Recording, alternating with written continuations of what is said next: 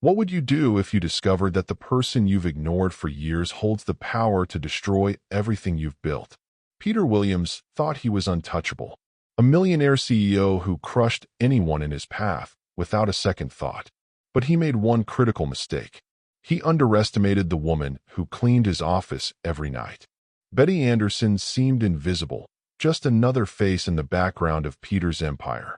For 15 years, she mopped his floors, emptied his trash, and watched him make decisions that ruined countless lives. Peter never bothered to learn her name. He never wondered where she went after her shift ended at midnight. He never imagined that this 67-year-old janitor was methodically collecting every document he threw away, building a case that could send him to prison for decades. But when Peter finally decides to follow Betty through the darkest streets of the city, what he discovers will shatter everything he thought he knew about power, about justice, and about the woman who's been hiding in plain sight his entire career. Because Betty isn't just collecting evidence. She's protecting someone Peter thought was gone forever. Someone whose existence will force him to confront the monster he's become. And by the time Peter realizes what's really happening, it might already be too late to save the one thing that matters more than all his millions combined. Christmas is supposed to be about giving, but Peter Williams just gave 847 people the worst gift of their lives. Their jobs. Gone. Just like that. And you won't believe what happens when this millionaire CEO decides to play detective with his own janitor. Picture this. December 20th, 5:47 p.m. The executive boardroom on the 45th floor of Williams Corporation gleams with marble and mahogany. Peter Williams, 52 years old, adjusts his $2,000 tie and stares out at the city below. Those tiny lights down there represent lives, families, dreams. But to Peter, they're just numbers on a spreadsheet. His assistant Jennifer walks in with a tablet. Her hands are shaking slightly. She knows what's coming. "Sir, the termination letters are ready for your signature."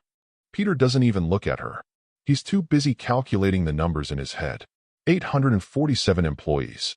Average salary of $62,000. That's $52 million in savings. His quarterly bonus just jumped from $3 million to $8 million. How many have families? Peter asks, still staring out the window. Jennifer swallows hard. "Sir, 643 of them have dependents. 89 are single parents. 156 have special needs family members requiring medical care." Peter finally turns around. His eyes are cold, empty. "And how many of those details affect our profit margins?" Jennifer stares at him in disbelief. "Sir, it's 5 days before Christmas." "Exactly. Perfect timing. Most companies do layoffs in January. We'll beat them to the cost savings and start the new year lean and profitable." Peter signs the documents without reading a single name. "Send them out tonight. Security will escort them out tomorrow morning." Do you feel that pit in your stomach right now? Because Jennifer does. Because 847 families are about to have their Christmas destroyed by a man who spends more on lunch than most people make in a week. But here's where our story gets interesting. Peter has no idea that karma is already working behind the scenes, and it's wearing a janitor's uniform. While Peter is celebrating his brutal efficiency with a glass of champagne that costs more than minimum wage workers make in a day, someone else is just starting her shift. Someone who has been invisible to Peter for 15 years, but who sees everything. Betty Anderson is 67 years old. Her gray hair is always pulled back in a simple ponytail. Her uniform is faded but clean. Her hands are weathered from decades of honest work. She's been cleaning these offices since before Peter even joined the company. She's watched him climb the ladder, step by step, crushing anyone who got in his way. Tonight, Betty rolls her cart past Peter's office. Through the glass walls, she can see him on his phone, laughing about something. Probably telling his golf buddies about the brilliant cost-cutting move he just made. Betty has learned to read people over the years. She knows that laugh. It's the sound of a man who just hurt people and feels good about it. What Peter doesn't know is that Betty has been watching him for years. Not in a creepy way. In the way that invisible people watch visible people. She's seen him fire pregnant women the day before their maternity leave.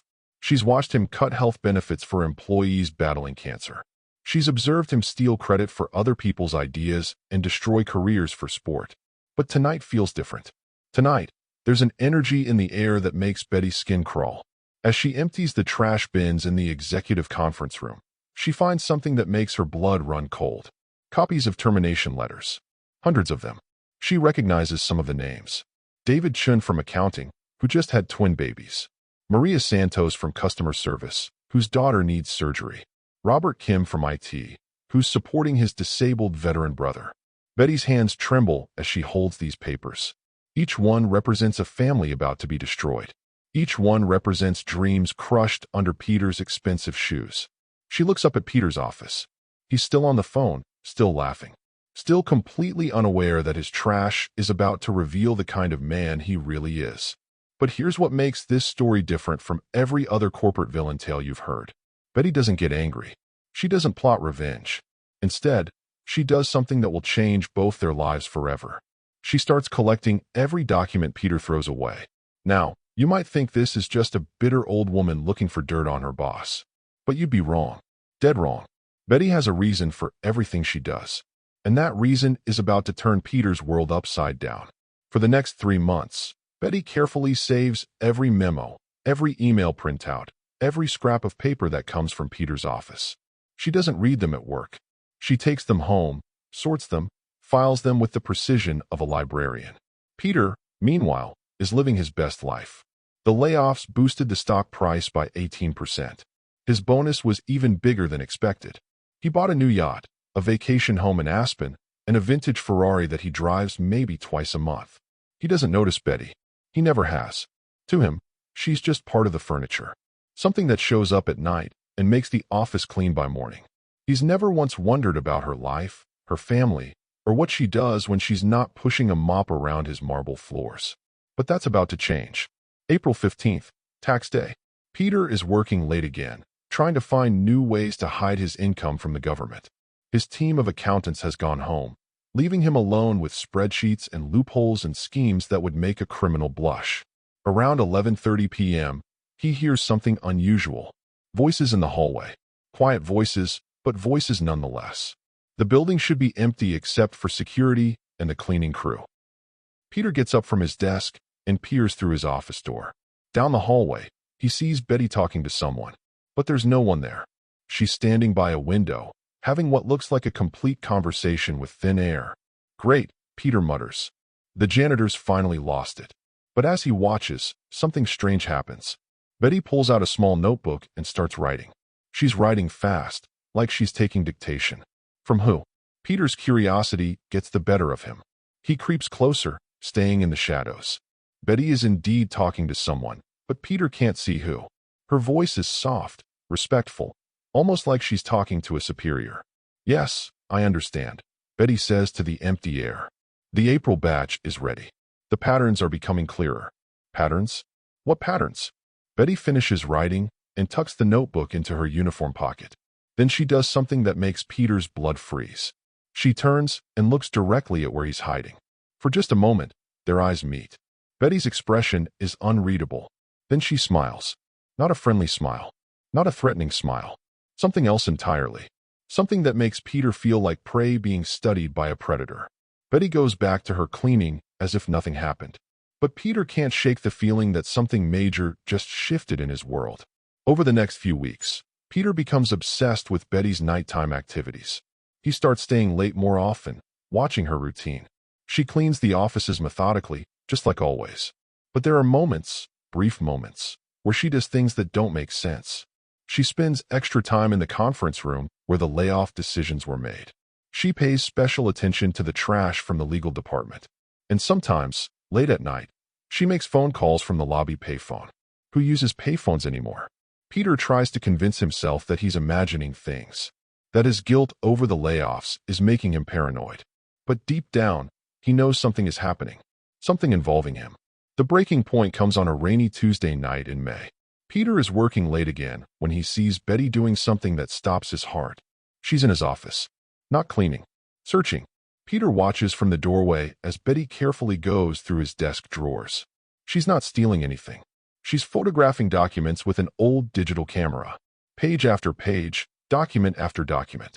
Peter's first instinct is to call security, to have her arrested, to destroy her life the way he's destroyed so many others. But something holds him back. Maybe it's curiosity. Maybe it's fear. Maybe it's the first glimmer of conscience he's felt in years. Instead of confronting her, Peter makes a decision that will change everything. He's going to follow her. When Betty finishes her shift at midnight, Peter is waiting in the parking garage. He's never done anything like this before. He's never cared enough about another human being to wonder where they go or what they do. But tonight is different. Tonight, Peter Williams is about to discover that the woman he's ignored for 15 years holds the key to everything he's about to lose. Betty walks to the bus stop. Peter follows in his BMW, staying far enough back to remain undetected. The bus arrives and Betty gets on. Peter has never been on public transportation in his life, but he manages to follow the bus through the city streets. They're heading into a part of town Peter has never seen before, a part where his money and power mean nothing, a part where people like Betty live, work, and struggle in ways Peter can't even imagine. The bus stops in front of a rundown apartment complex. Betty gets off and starts walking. Peter parks his car and follows on foot, his heart pounding with anticipation and terror. Where is she going? What is she doing with those documents? And why does Peter feel like his entire life is about to implode? As Betty disappears around a corner, Peter realizes he's about to learn the answer to questions he never knew he should be asking. Questions about karma, about consequences, and about what happens when someone who has been invisible their entire life finally decides to be seen. The rain starts to fall harder. Peter pulls his expensive coat tighter and follows the woman who's about to teach him the most important lesson of his life. A lesson that will leave him speechless.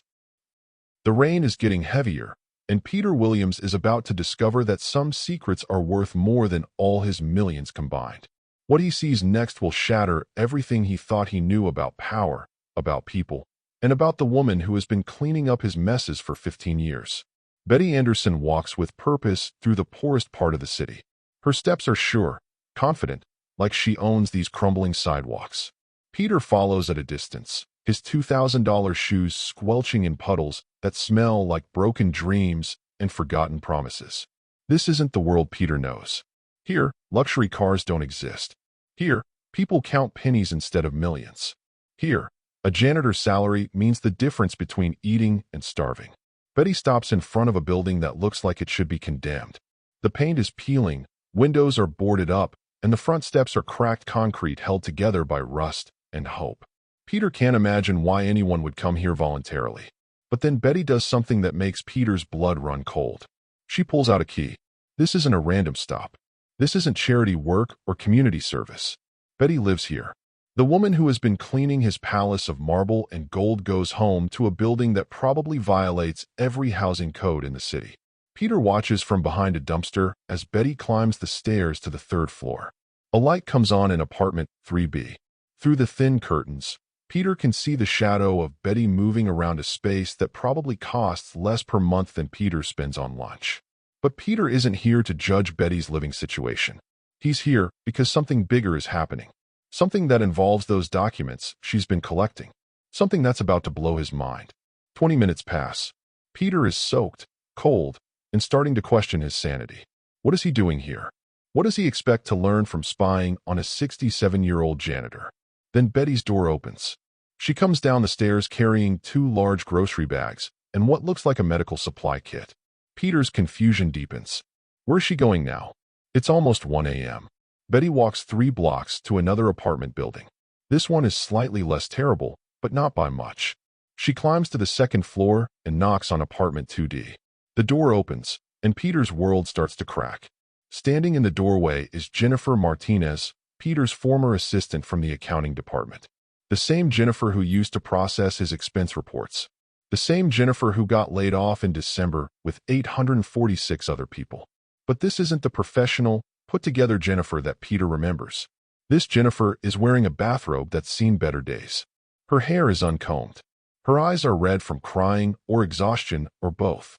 "Oh, Betty," Jennifer says, and her voice breaks. "You didn't have to come again." "Nonsense," Betty replies, handing over the grocery bags. "How are the kids?" Peter can see inside the apartment now.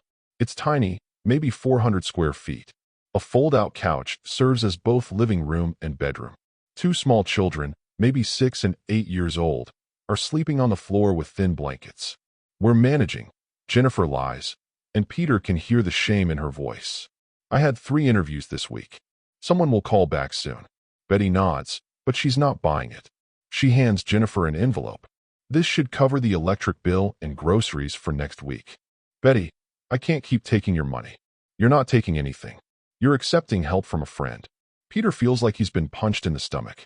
Betty is giving her own money to people Peter fired. Money from her janitor's salary that probably doesn't even cover her own basic needs. But this is just the beginning. Over the next 2 hours, Peter follows Betty to 6 more apartments. Each one houses a family that he destroyed with his December layoffs. Each one tells the same story of desperation, pride, and slowly dying hope. Apartment 4A, Michael Rodriguez from the IT department. His wife is 8 months pregnant, and they lost their health insurance when Peter fired him. Betty brings prenatal vitamins and baby clothes. Apartment 1C, Susan Thompson from customer service. She's 58 years old, and no one will hire her. Betty brings job applications she printed at the library and food that won't spoil. Apartment 3F, David Park from marketing. His teenage daughter has diabetes, and the family can't afford her insulin. Betty brings medication that she somehow acquired and refuses to explain how. With each stop, Peter's guilt grows heavier. These aren't just numbers on a spreadsheet. These are real people with real lives that he casually destroyed to buy another yacht he'll never use. But the worst is yet to come. Betty's final stop is a building that makes all the others look like palaces. This place doesn't just violate housing codes, it mocks them. The stairs wobble under Betty's weight. The hallway smells like mold and despair. Betty climbs to the 4th floor and knocks on apartment 4J. The door opens slowly, and Peter sees something that stops his heart. It's an elderly man, maybe 75 years old, sitting in a wheelchair. He's wearing pajamas that hang loose on his skeletal frame. His hair is thin and white. His eyes are cloudy with cataracts. But there's something familiar about his face. Something that makes Peter's chest tight with recognition he doesn't want to acknowledge. "Betty, my dear," the old man says, and his voice is weak but warm. "You came back. I promised I would, didn't I?" Betty replies, kneeling beside the wheelchair. "How are you feeling today, Robert?" "Robert." Peter's hands start shaking. "Better now that you're here," the old man continues. "Did you bring the medicine?" Betty pulls out a prescription bottle from her medical kit. "The doctor says you need to take these with food. I brought soup." Peter watches in horror as Betty helps this frail old man take his medication.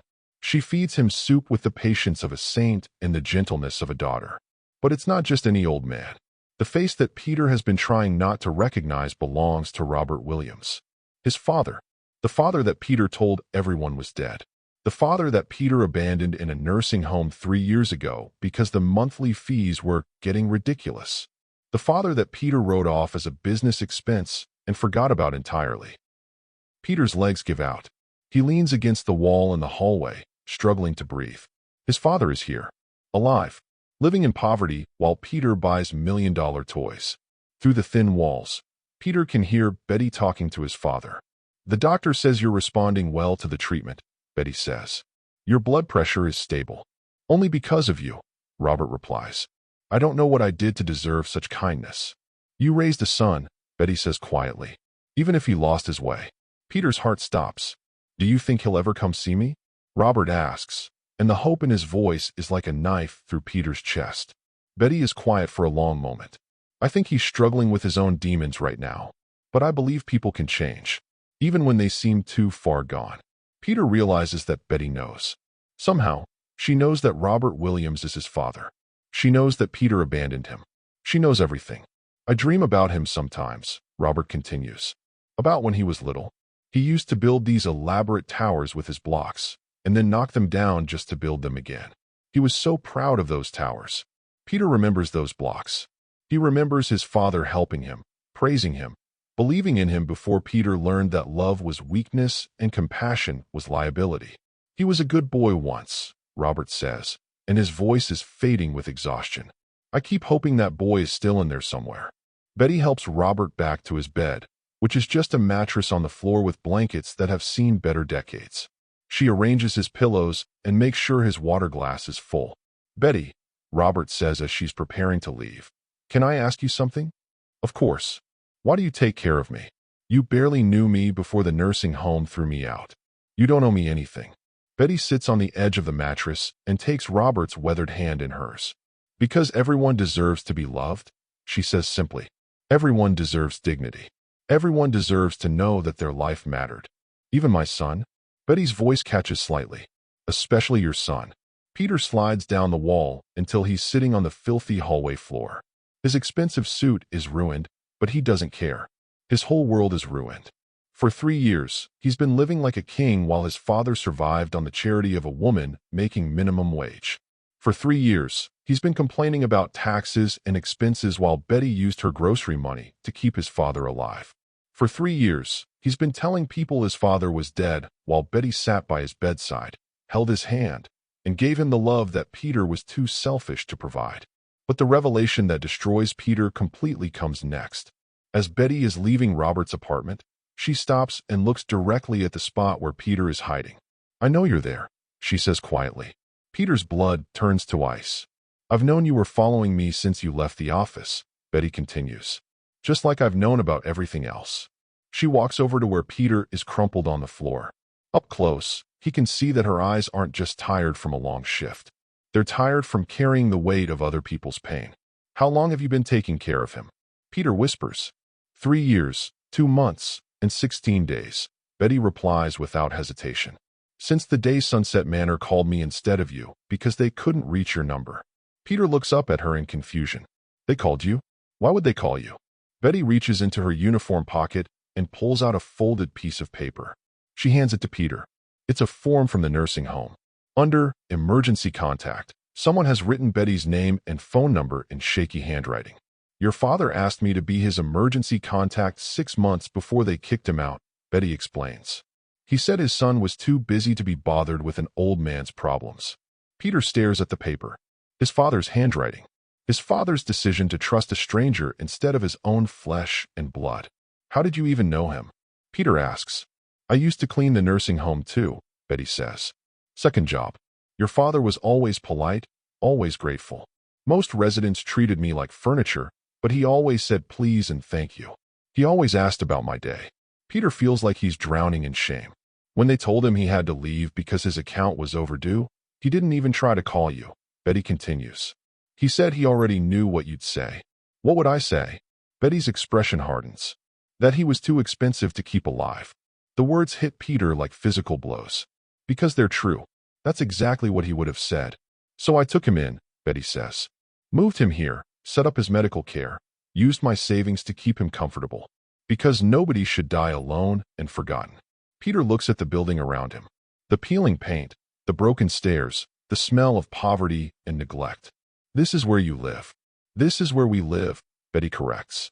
Your father and me. I gave up my apartment to afford his medication. We make it work. Peter realizes that Betty Anderson, a woman making $8 an hour cleaning his offices, has been supporting his father for 3 years while Peter spent more on wine than most people make in a lifetime. Why? Peter asks, and his voice breaks. Why would you sacrifice everything for someone else's father? Betty looks at him for a long moment, and Peter sees something in her eyes that he's never seen before. Not anger, not hatred, something worse. Pity. Because, Betty says quietly, I know what it's like to be thrown away by the people who are supposed to love you. She turns and starts walking down the stairs. Peter scrambles to follow her. Wait, he calls. Betty, wait. She stops at the bottom of the stairs, but doesn't turn around. I need to know, Peter says desperately. Those documents you've been collecting from my office. What are you doing with them? Betty finally turns to face him. In the dim streetlight, her expression is unreadable. I think you already know the answer to that question, she says. Are you trying to blackmail me? Betty laughs, but there's no humor in it. Mr. Williams, if I wanted to blackmail you, I would have done it 3 years ago when I first realized whose father I was caring for. Then what do you want? Betty steps closer to Peter, and for the first time in his life, he feels small, powerless, like the child he used to be before he learned to value money over everything else. I want you to understand something, Betty says. Every document I collect, every memo I save, every email I photograph, it all tells the same story. The story of a man who has forgotten what it means to be human. Peter's mouth goes dry. What are you going to do with them? That depends on you, Betty replies. Your father is dying, Mr. Williams. The doctors say he has maybe 6 months left. Maybe less. Peter feels the world spinning around him. 6 months to decide what kind of man you want to be when he's gone, Betty continues. 6 months to figure out if there's any part of that little boy with the building blocks still left inside you. And if there isn't, Betty's smile is sad and final. Then you'll find out exactly how much power a minimum wage janitor really has when she decides to stop being invisible. She turns and walks away into the night, leaving Peter standing alone in the rain, surrounded by the consequences of every selfish decision he's ever made. As Betty disappears around the corner, Peter realizes that everything he thought he knew about power, about control, about what really matters in life, has just been turned upside down by a 67-year-old woman who makes less in a year than he spends on shoes. But the most terrifying part isn't what Betty might do with those documents. The most terrifying part is that Peter is starting to remember what it felt like to be that little boy with the building blocks. The boy who loved his father. The boy who believed that building something beautiful was more important than tearing it down. And for the first time in decades, Peter Williams doesn't know if it's too late to find that boy again. Peter Williams drives home in silence, but his mind is screaming. Every red light feels like a judgment. Every reflection in his car windows shows him a stranger wearing his face. The man who left that apartment building isn't the same man who entered it. By the time Peter reaches his mansion in the hills, dawn is breaking over the city. His house is worth $12 million. It has 14 rooms, 6 bathrooms, and a wine cellar that cost more than most people's houses. It's also completely empty. Peter sits in his driveway, staring at his palace of isolation.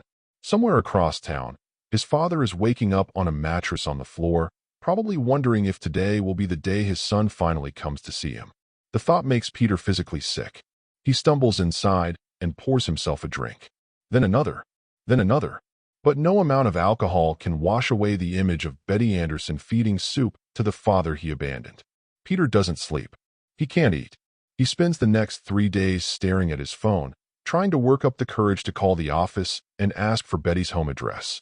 But he already knows where she lives. He's seen the hell she calls home because she gave up everything to care for someone else's father. On the 4th day, Peter makes a decision that surprises even him. He goes back. This time, he doesn't hide in shadows or follow at a distance. He walks straight up to the apartment building and climbs those broken stairs to the 4th floor. His hands shake as he knocks on apartment 4J. Betty opens the door. She doesn't look surprised to see him. "I was wondering when you'd come back," she says. "Is he awake?" "He's having a good day today. Lucid. Alert." Betty steps aside to let Peter in. "He'll be so happy to see you." Peter walks into the tiny apartment, and his heart breaks all over again. In the corner, his father is sitting in his wheelchair, looking out a window that faces a brick wall. But when he hears footsteps, Robert Williams turns around. For a moment, father and son just stare at each other. "Peter." Robert's voice is barely a whisper. "Is it really you?" Peter can't speak. He can barely breathe. His father looks so small, so fragile, so completely different from the strong man who used to throw him in the air and catch him when he was little. "Hi, Dad," Peter finally manages. Robert's face lights up with a joy so pure it's like watching the sun rise. "You came back. I knew you would. I told Betty you would." Peter glances at Betty, who is quietly making tea in the tiny kitchen. She gives him an encouraging nod. "Dad, Peter starts, then stops. "How do you apologize for 3 years of abandonment? How do you explain that you told people your father was dead while he was living in poverty?" "Sit down, son," Robert says, patting a folding chair beside his wheelchair. "Tell me about your life. Tell me about your work. I want to hear everything." Peter sits down, and for the next hour, he tells his father about his business. But not the parts he's proud of. Not the profits or the acquisitions or the ruthless efficiency that made him rich. Instead, Peter finds himself talking about the 847 people he fired right before Christmas. About the families he destroyed. About the pregnant women and disabled employees and single parents whose lives he ruined with a signature. Robert listens without judgment, nodding occasionally, asking gentle questions that somehow make Peter want to confess every terrible thing he's ever done. "I've become a monster, Dad," Peter finally says. "I've turned into everything you raised me not to be." Robert reaches out and takes Peter's hand. His grip is weak, but his love is strong. You were such a compassionate little boy, Robert says. You used to cry when you accidentally stepped on ants. You gave away your allowance to homeless people. What happened to that boy? Peter looks around the apartment. At the peeling paint, the thin blankets, the medicine bottles that Betty somehow affords on a janitor's salary. That boy learned that kindness is weakness, Peter says. That love is liability. That money is the only thing that matters. And do you still believe that? Before Peter can answer, Betty appears with 3 cups of tea. She sets them down and quietly excuses herself, giving father and son privacy for the conversation that's 15 years overdue. I don't know what I believe anymore, Peter admits. I thought I had everything figured out. I thought success meant accumulating wealth and power. I thought I was winning. And now, Peter looks at his father, really looks at him. Robert Williams used to be a successful businessman too. He built a small manufacturing company from nothing, employed dozens of people, provided for his family. But he never forgot what mattered. He never sacrificed his soul for his success. Now I realize I've been losing for years, Peter says. I've lost my humanity. I've lost my compassion. I've lost you. Robert squeezes Peter's hand tighter. You haven't lost me, son. I'm right here. I've been here the whole time, waiting for you to remember who you really are. They talk for hours. About Peter's childhood, about the business Robert built and the values he tried to instill. About the moment Peter started choosing money over people, profit over principles. As the day turns to evening, Peter realizes something that terrifies him. His father is dying. Not just eventually. Soon. Peter can see it in the way Robert struggles to catch his breath, in the way his hands shake when he lifts his teacup, in the way his eyes sometimes lose focus and drift to someplace far away. Dad? Peter says quietly, how long do you have? Robert's smile is peaceful, accepting. The doctors say a few months. Maybe less. The cancer is spreading faster than they expected. Cancer. Peter feels like he's been punched in the chest. Why didn't you tell me you were sick? When? When would I have told you? You haven't spoken to me in 3 years. Peter stands up and starts pacing the tiny apartment. We need to get you to the best doctors. The best treatment. Money is no object. Peter, sit down. I can have you transferred to the finest cancer center in the country. I can hire a team of specialists. I can't. Peter. Robert's voice is firm, the way it used to be when Peter was a child and needed to listen. Sit down. Peter sits. I don't want your money, Robert says gently. I don't want expensive treatments or fancy hospitals. I'm 75 years old, and I'm tired. But we can fight this. We can beat it. Some battles aren't meant to be won, son. Some battles are meant to teach us how to lose with grace. Peter feels tears starting to form, and for the first time in decades, he doesn't try to stop them. I wasted so much time, he whispers. Time isn't wasted if you learn from it, Robert replies. The question is, what are you going to do with the time we have left? Before Peter can answer, Betty returns. She's been grocery shopping, and she's carrying bags that probably represent a significant portion of her weekly salary. I hope you don't mind, she says to Peter, but I invited some friends for dinner. They should be here soon. Peter is confused. This apartment can barely fit 3 people. How many friends could possibly fit here? 20 minutes later, Peter has his answer. A parade of people starts climbing those broken stairs. Jennifer Martinez arrives with her 2 children, carrying a homemade casserole. Michael Rodriguez and his pregnant wife bring flowers they picked from a vacant lot. Susan Thompson arrives with her granddaughter, who immediately runs to Robert and climbs into his lap. One by one, all the families that Peter destroyed with his December layoffs fill the tiny apartment. The same people he fired without a second thought are now crowding around his father, sharing food they can barely afford, offering love they give freely. Peter watches in amazement as his father transforms. With these people around him, Robert becomes animated, engaged, alive. He asks about the children's school projects. He offers advice about job interviews. He listens to their problems and shares their joys. This is what Peter's money could never buy. This is what his mansions and yachts and luxury cars could never provide. Community. Connection. Love that isn't transactional. Your father is like a grandfather to all of us. Jennifer explains to Peter. When we lost our jobs, we lost our hope. But Robert and Betty reminded us that we're more than our paychecks. We're family. Peter realizes that while he was building his empire of isolation, his father and Betty were building something much more valuable. They were building a family from the people Peter threw away. As the evening continues, Peter finds himself in conversations with people whose names he never bothered to learn when they worked for him. He hears their stories, their struggles, their dreams. He sees them as human beings instead of numbers on a spreadsheet. And something inside him starts to break open. David Park tells Peter about his daughter's diabetes, about the insulin they can barely afford, about the constant fear that they'll lose their home because medical bills are crushing them. Michael Rodriguez explains how he's been delivering food at night to pay rent, while his wife's pregnancy complications require bed rest. Susan Thompson shares how age discrimination has made it impossible for her to find work, how she's been surviving on food stamps and the kindness of neighbors. Each story is a weight on Peter's chest. Each struggle is a consequence of his greed. Each family's pain is directly connected to his December decision to prioritize profits over people. But instead of making excuses or deflecting blame, Peter finds himself doing something he hasn't done in years. He listens. He really listens.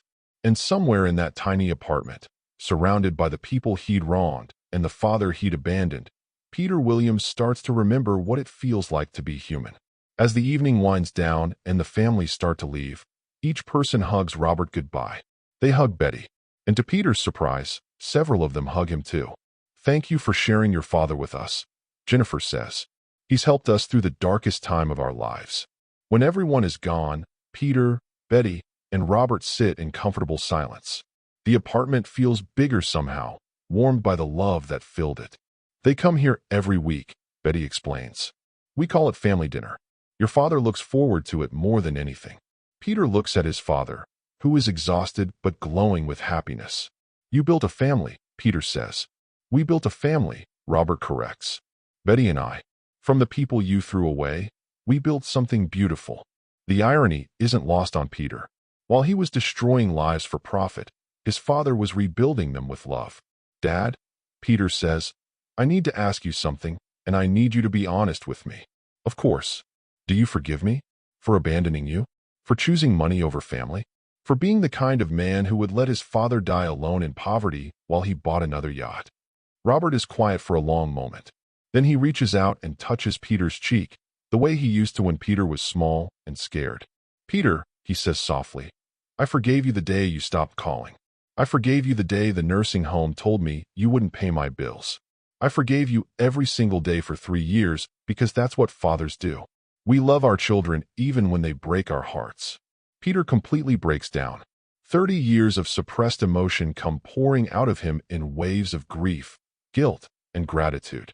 His father holds him while he cries, the way he did when Peter was 5 years old and fell off his bicycle. When Peter finally stops crying, he looks up at Betty, who has been quietly watching this reunion with tears in her own eyes. "The documents," Peter says. "What are you going to do with them?" Betty reaches into her purse and pulls out a thick folder. She sets it on the table between them. "Open it," she says. Peter opens the folder with trembling hands. Inside are photocopies of every document she's collected from his office over the past year. Memos about tax evasion, emails about illegal business practices, financial records that would send him to prison for decades. But there's something else in the folder that makes Peter's heart stop. A handwritten letter, in his father's shaky writing. Peter reads it aloud. "To whoever finds these documents, my son is not a bad man. He is a lost man. He has forgotten who he used to be, but I believe that little boy is still in there somewhere. If you use these documents to destroy him, you will also destroy any chance he has of finding his way back to the light. Please give him a chance to choose redemption over ruin. Please give him a chance to remember that love is stronger than money, that family is more valuable than fortune, that it's never too late to come home." Signed, Robert Williams, a father who still believes in his son. Peter looks up at Betty through tear-blurred eyes. "You were never going to expose me, were you?" Betty shakes her head. "I was going to give you a choice. The same choice I'm giving you right now." "What choice?" Betty pulls out a lighter and sets it on the table next to the folder. "You can burn these documents and walk away. Go back to your old life, your old priorities, your old emptiness. Continue being the man who values profit over people." She pauses, letting the weight of the decision settle over him. "Or," she continues, "you can use the time you have left with your father to become the man he raised you to be. The man who builds things instead of tearing them down. The The man who lifts people up instead of throwing them away. Peter stares at the folder, then at the lighter, then at his father's peaceful face. What if I can't change, he asks. What if I'm too far gone? Robert reaches out and takes Peter's hand one more time.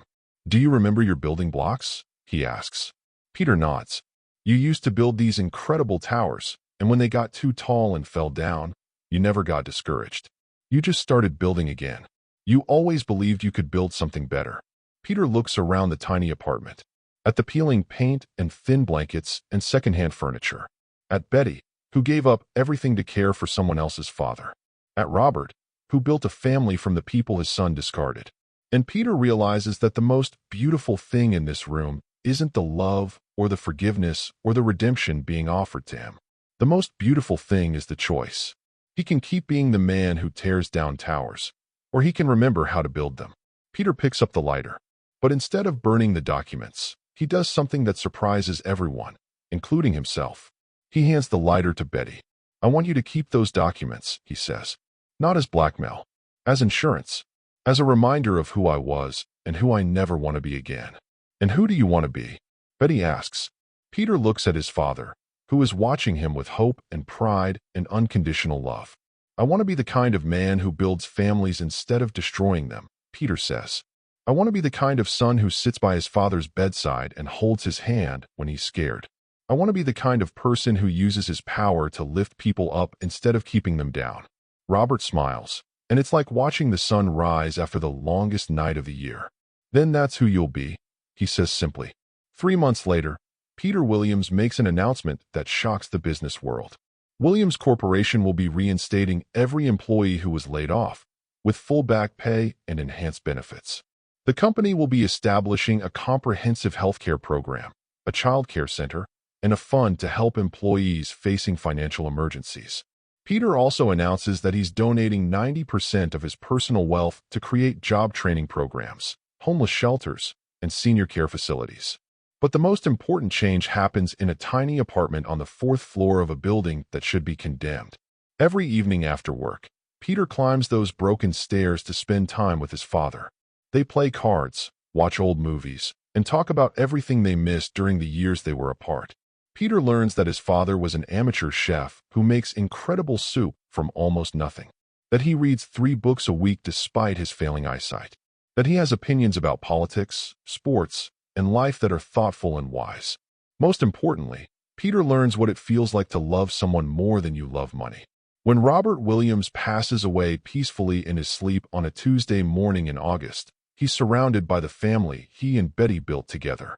Peter holds his father's hand and whispers the words he should have said years ago. Thank you for never giving up on me, Dad. Thank you for showing me that it's never too late to come home. At the funeral, hundreds of people show up to say goodbye to a man who lived in poverty but died rich in love. Former employees, neighbors, strangers whose lives Robert touched, all gathered to celebrate a life well lived. Peter gives the eulogy, and for the first time in his adult life, he doesn't mention money or success or achievement. Instead, he talks about building blocks and second chances and the father who taught him that the most valuable things in life can't be bought or sold. After the service, Betty approaches Peter. She's holding an envelope. Your father wanted me to give this to you, she says. Inside the envelope is a single photograph. It shows a 5-year-old Peter building a tower of blocks while his father watches with pride and joy. On the back, in Robert's handwriting, are the words, "Some things are worth more than money. Some towers are worth rebuilding. Some sons are worth waiting for. I love you, Peter. Welcome home." Peter frames the photograph and puts it on his desk at Williams Corporation, right next to his computer where he can see it every day. And every morning when he looks at that picture, Peter Williams remembers that he has a choice. He can be the man who tears down towers, or he can be the man who builds them. He chooses to build.